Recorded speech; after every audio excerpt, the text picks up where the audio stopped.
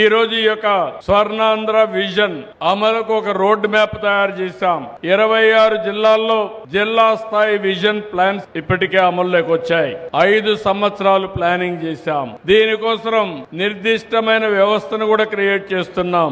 686 మండల స్థాయి కార్యాచరణ ప్రణాళికలు తయారు చేశాం. అక్కడ కూడా మండల స్థాయిలో కూడా దీన్ని అమలు చేస్తున్నాం. దీన్ని కానీ మనం చేయగలిగితే ఎప్పటికప్పుడు ఎక్కడ ఎలాంటి సమస్యలు లేకుండా అన్ని ప్రాంతాలు అభివృద్ధి అయ్యే పరిస్థితి వస్తుంది. నేను ఎన్నో పర్యాయాలు మీకు చెప్పాను. అభివృద్ధి వల్ల సంపద వస్తుంది. సంపద వల్ల రాష్ట్రానికి ఆదాయం పెరుగుతుంది. దీని వల్ల తలసరి ఆదాయం పెరుగుతుంది. పెరిగిన ఆదాయం పేదవాళ్లకు సంక్షేమ కార్యక్రమాలు ఖర్చు పెట్టి అభివృద్ధికి కూడా ముందుకు పోయే పరిస్థితి వస్తుంది.